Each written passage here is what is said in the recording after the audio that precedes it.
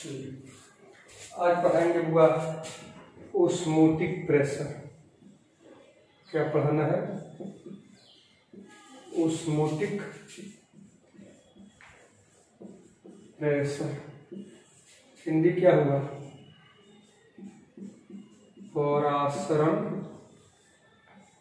दाब। कौन दाब हुआ? परासरण दाब। आज पढ़ाना है ओस्मोटिक प्रेशर यानी परासरण दाब, या इसका एक और हिंदी होता है, लिखा होगा परिसारक दाब। कौन दाब? परिसारक दाब, परासरण दाब या परिसारक दाब। देखिए क्या है पूरा, इधर देखिए परिसारक दाब या परासरण दाब क्या है। जिसे मान लिया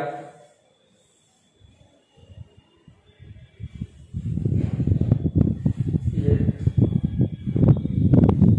सेमी परमेबल मेम्ब्रेन है। कौन मेम्ब्रेन है ये? Semi permeable membrane. अब रखा गया इधर गाढ़ा सॉल्यूशन, इधर क्या रखा गया? फीका सॉल्यूशन। अलग अलग सॉल्यूशन रखे गए हैं।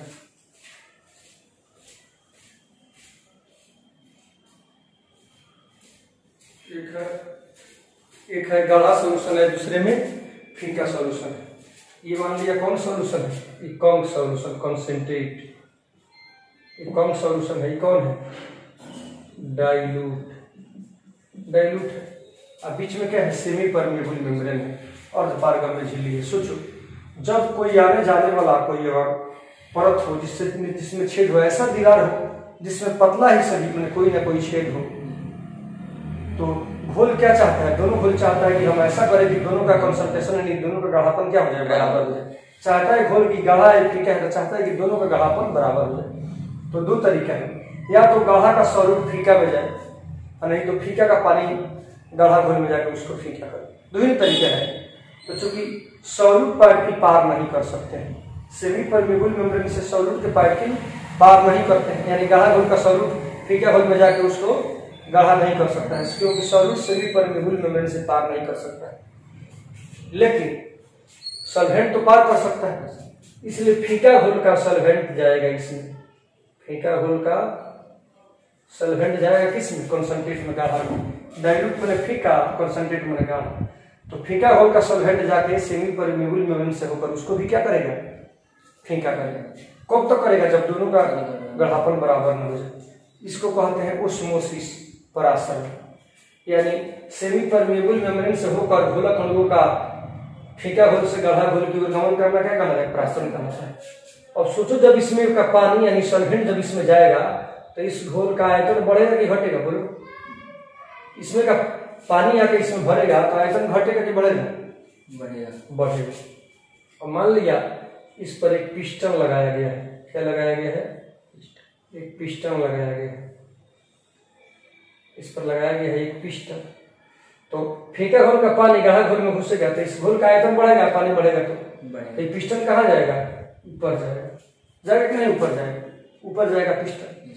धीरे धीरे अगर मान लिया जैसे जैसे फीका घोल का पानी गाढ़ा घोल में जाएगा तो गाढ़ा घोल का क्या करेगा? मात्रा और आयतन बढ़ता जाएगा। बढ़ता जाएगा तो ये पिस्टन किधर जाएगा? ऊपर जाएगा। पिस्टन ऊपर जाता रहेगा। धीरे धीरे क्या करेंगे? इस पर दाब डालेंगे। तो कम से कम जिस दाब पर ये पिस्टन ऊपर नहीं खिसके, तो ऊपर नहीं खिसकेगा तो पानी के लिए जगह होगा जाने के लिए? नहीं होगा, तो परासरण रुक जाएगा। तो कम से कम वह दाब जिस पर परासरण ओस्मोसिस रुक जाता है, उसी दाब को कहते हैं परासरण दाब या परिसारक दाब। फीका घोल से घोलक अणु गाढ़ा घोल में आते हैं तो गाढ़ा घोल का आयतन बढ़ेगा। तो इस पर जो गाढ़ा घोल पर पिस्टन लगाया गया है वो पिस्टन ऊपर जाएगा। लेकिन धीरे धीरे धीरे धीरे दाब इस पर बढ़ाते गए, हल्का दाब बढ़े, हल्का दाब बढ़े, हल्का दाब बढ़े, हल्का और दाब बढ़े, तो कम से कम जिस दाब को पाके पिस्टन अब ऊपर नहीं खसलेगा, यानी उस पिस्टन ऊपर नहीं खसेगा तो परासरण रुक जाएगा। तो जिस न्यूनतम दाब पर परासरण रुक जाता है वही परासरण दाब कहलाता है। इसलिए परिभाषा है कि वह न्यूनतम दाब जिस पर परासरण की क्रिया रुक जाती है क्या कहलाता है? ओस्मोटिक प्रेशर कहलाता है। तो लिखिए परिभाषा। क्या करने लगे?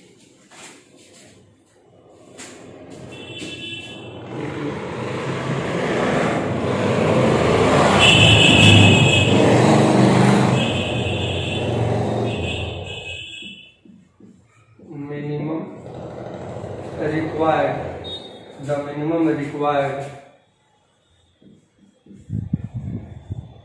Mechanical pressure, the minimum required mechanical pressure which is applied to solution to prevent the phenomenon of osmosis is called osmotic pressure. osmotic pressure को पाई से डिनोट किया जाता है। It is denoted by pi. Figure नहीं करेगा, figure समझाने के लिए ऑस्मोटिक प्रेशर में फिगर की जरूरत नहीं है, फिगर का यूज किया समझाने के लिए।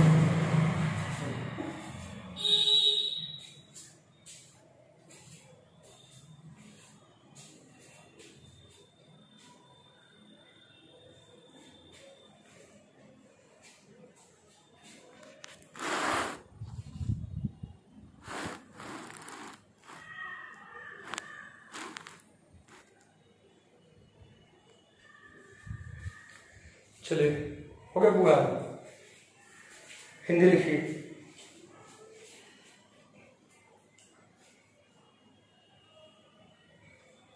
परासरण की क्रिया रोकने के लिए, परासरण की क्रिया रोकने के लिए, परासरण की क्रिया रोकने के लिए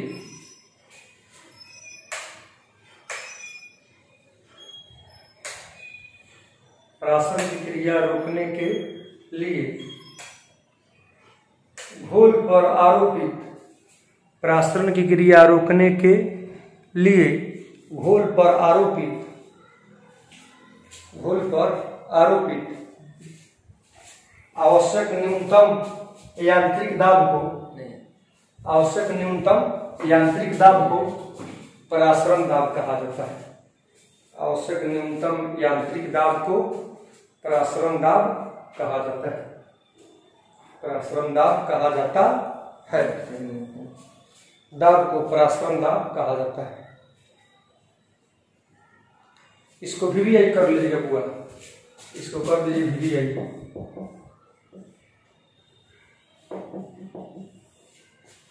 परासरण की क्रिया रोकने के लिए घोल पर आरोपित आवश्यक न्यूनतम दाब को परासरण दाब कहा जाता है। इसे पाई से सूचित किया जाता है, इसे पाई से सूचित किया जाता है। हो गया, किससे सूचित किया जाता है?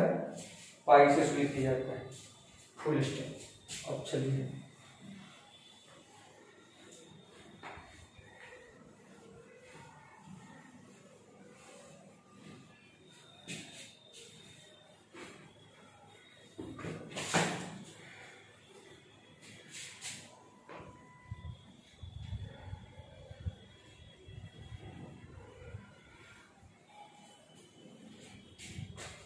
अब देखिए वो क्या होता है ऑस्मोटिक प्रेशर निकालने का फॉर्मूला।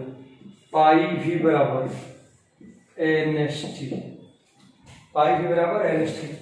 चूंकि N equal to W by M, इसलिए pi V equal to W by M ST।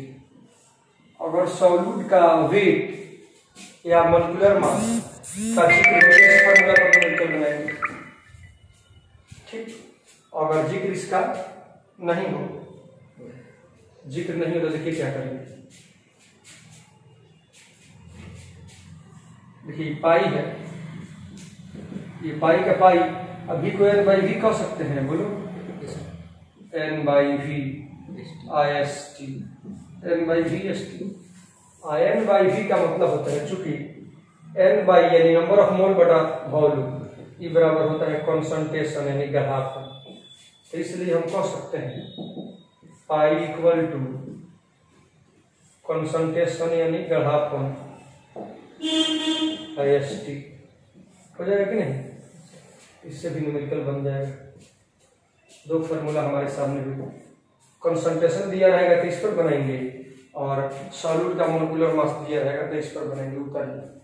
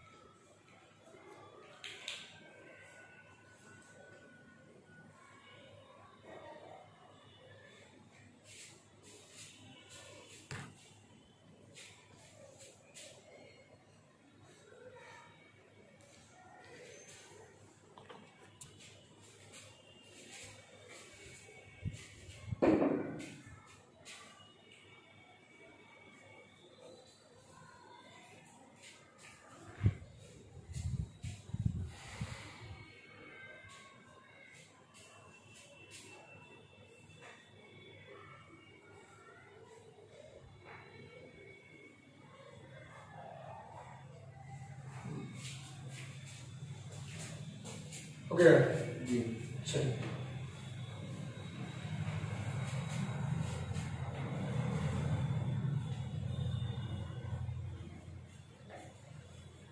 अब हुआ एक चीज ध्यान में देखिए,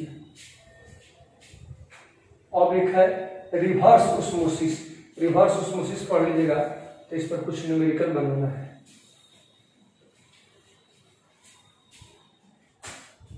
चलिए हेडिंग बनाइए, रिवर्स ऑस्मोसिस। हिंदी हुआ विपरीत परासरण। विपरीत परासरण। रिवर्स ऑस्मोसिस का मतलब क्या हुआ? विपरीत परासरण, परासरण का उल्टा।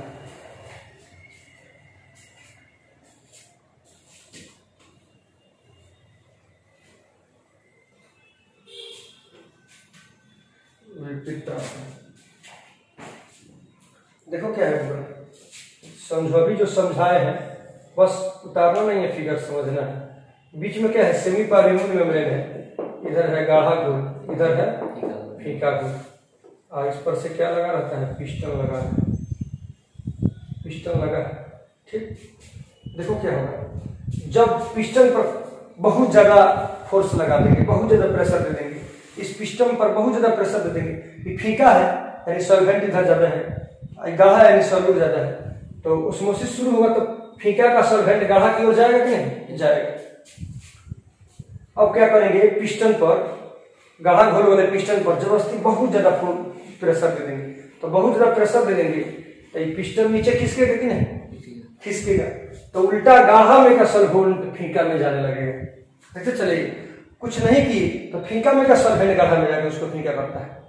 अब इस गाढ़ा घोल वाले पिस्टन पर बहुत ज्यादा प्रेशर दे दिया तो उल्टा दबाव पड़ा तो फीका का सॉल्वेंट, चूंकि सॉल्वेंट जो होता है सेमी परमेबल मेम्ब्रेन से पार करता है, सॉल्यूट तो पार करेगा ही नहीं, तो इसलिए जब कस के प्रेशर दे देंगे तो गाढ़ा में का सॉल्वेंट फीका की ओर जाने लगेगा, यानी ऑस्मोसिस रुक गया। ऑस्मोसिस में होता क्या है? फीका का सॉल्वेंट गाढ़ा की ओर जाएगा। और जब सॉल्यूशन पर कस के पिस्टन से फोर्स लगा दिए, प्रेशर लगा दिए, तो गाढ़ा में का सॉल्वेंट फीका की ओर जाने लगा। ऑस्मोसिस उलट गया कि नहीं? इसको कहते हैं उल्टा ऑस्मोसिस, विपरीत परासरण, रिवर्स ऑस्मोसिस। यानी जब सॉल्यूशन पर जो प्रेशर दे रहे हैं उसका मान ऑस्मोटिक प्रेशर से ज्यादा हो जाता है तो ऑस्मोसिस की क्रिया उलट जाती है, जिसे रिवर्स ऑस्मोसिस कहते हैं। पिस्टन पर उल्टा काबू डाल दीजिएगा, बॉल प्रेशर डाल दीजिएगा तो गाढ़ा में का सॉल्वेंट फीका की ओर जाने लगेगा, इसी को क्या कहते हैं? Reverse osmosis. When the value of, figure नहीं उतारिएगा, when the value of applied mechanical pressure on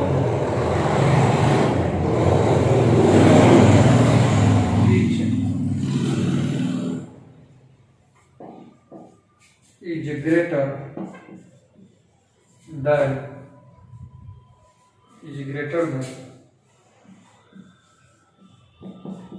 osmotic pressure, then osmosis is reversed and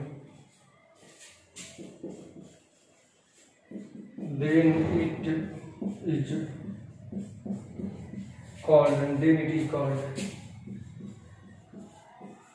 reverse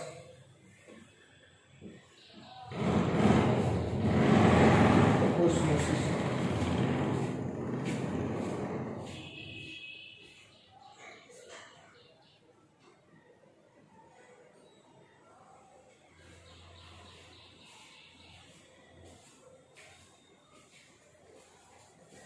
हो गया। चलिए हिंदी लिखिए। जब घोल पर आरोपित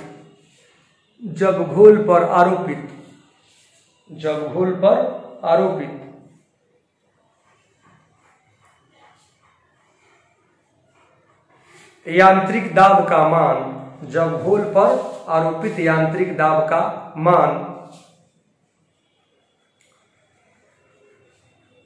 परासरण दाब से अधिक हो जाता है, परासरण दाब से अधिक हो जाता है, परासरण दाब से अधिक हो जाता है, तो परासरण की क्रिया उलट जाती है, तो परासरण की क्रिया उलट जाती है, तो परासरण की क्रिया उलट जाती है, जिसे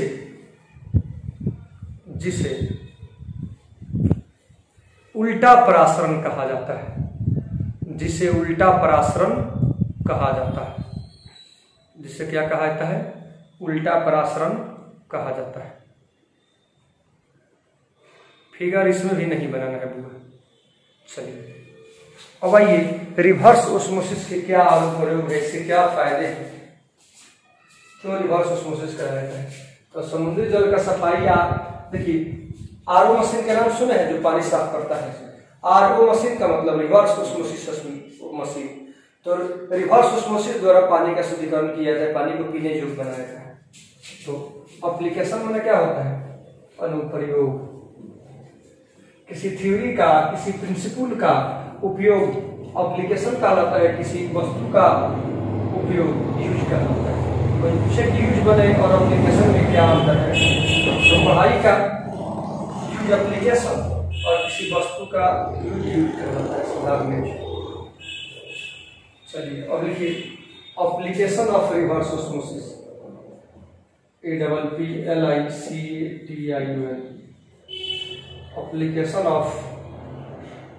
application of reverse osmosis। विपरीत परासरण के अनुप्रयोग, विपरीत परासरण के अनुप्रयोग, विपरीत परासरण के अनुप्रयोग, विपरीत परासरण के अनुप्रयोग इसका हिंदी होगा। तो देखिए रिवर्स ओस्मोसिस द्वारा क्या होता है? पानी का शुद्धिकरण। तो लिखिए reverse osmosis is used in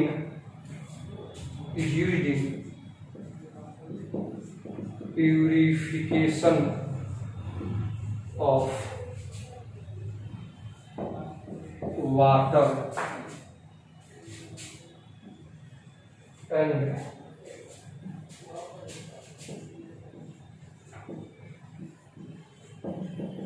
preparation of RO machine, preparation of RO machine।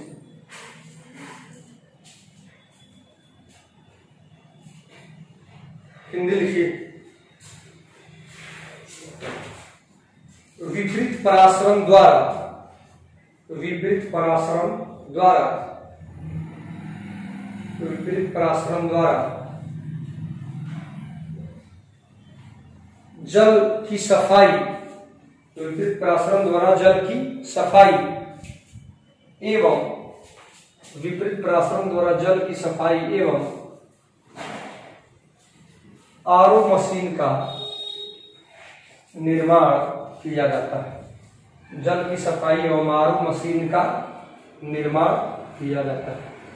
विपरीत परासरण द्वारा जल की सफाई एवं आरओ मशीन का निर्माण किया जाता है। आरओ मशीन का निर्माण किया जाता है। हो गया? आरओ मशीन का निर्माण किया जाता है।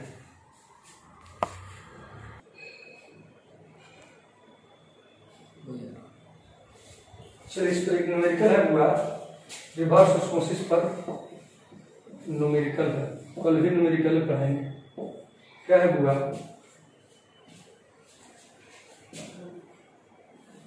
न्यूमेरिकल है, if osmotic pressure of a solution is osmotic pressure of a solution is 0.0821 atm at 300 kelvin. 2017 का ऑब्जेक्टिव है। 2017 में ऑब्जेक्टिव में पूछा हुआ था। पार्ट ऐसा करो, calculate the concentration of solution, calculate the concentration of solution। Hindi हुआ। 2017 का ऑब्जेक्टिव था, लिखिए 300 केल्विन ताप पर, 300 केल्विन ताप पर, 300 केल्विन ताप पर किसी घोल का परासरण दाब, 300 केल्विन ताप पर किसी घोल का परासरण दाब 0.0821 हो रहा है।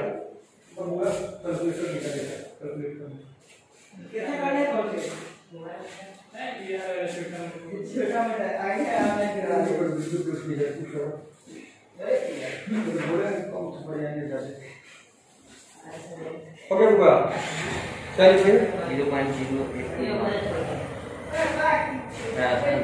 क्या समझे हुआ कि 300 केल्विन ताप पर किसी घोल का परासरण दाब 0.0821 atm है।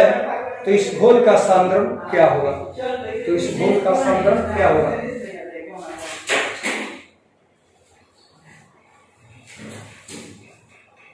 तो इस घोल का सांद्रण क्या होगा?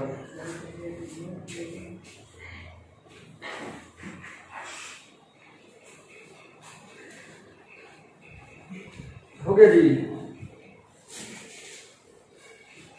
तो इस घोल का सांद्रण क्या होगा? देखिए वो कैसे बनाएंगे, बड़ा नहीं है। 2017 का क्या है ऑब्जेक्टिव है।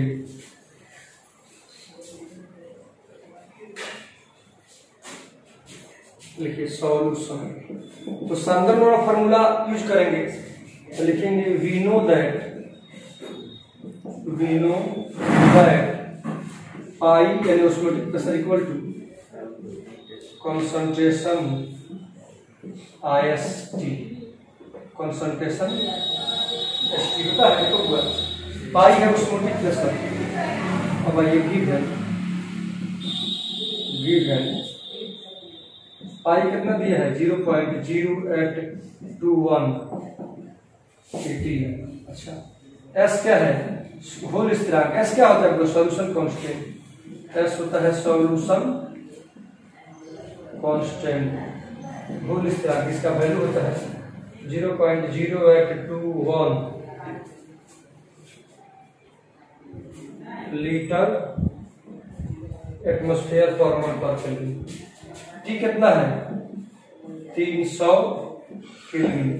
क्या निकालना है कंसंट्रेशन, कंसंट्रेशन मैंने सांद्रण भार, विभाग में प्रश्नवाचक चिन्ह,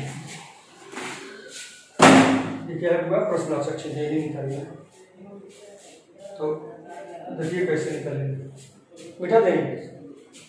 एस क्या होता है घोल स्थिरांक होता है, टी क्या होता है kelvin temperature in absolute temperature होता है, पाई होता है ऑस्मोटिक प्रेशर, और कंसंट्रेशन घोल का गाढ़ापन निकालना है।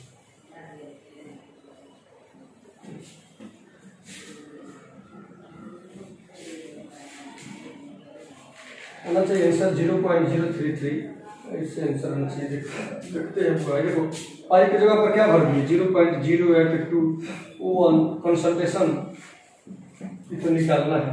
एस क्या है 0.0821 और टी क्या है 300 केल्विन, इसलिए कंसंट्रेशन क्या लिखा है CN पावर n का मतलब कंसंट्रेशन, तो कंसंट्रेशन बराबर 0.0821 डिवाइडेड बाई 0.0821 गुना 300।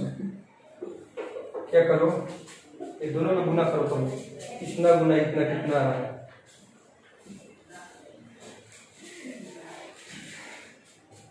दोनों को गुना करो 0.0821 गुना 300,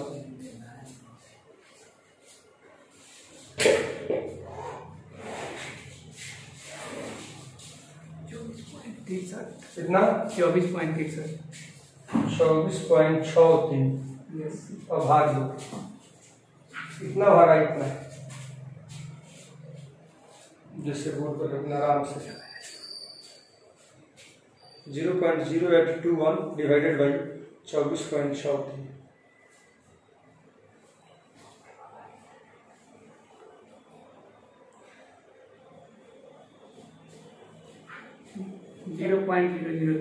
करके आया 0.0033 कहे ना इतना आंसर है 0.0033 हो गया।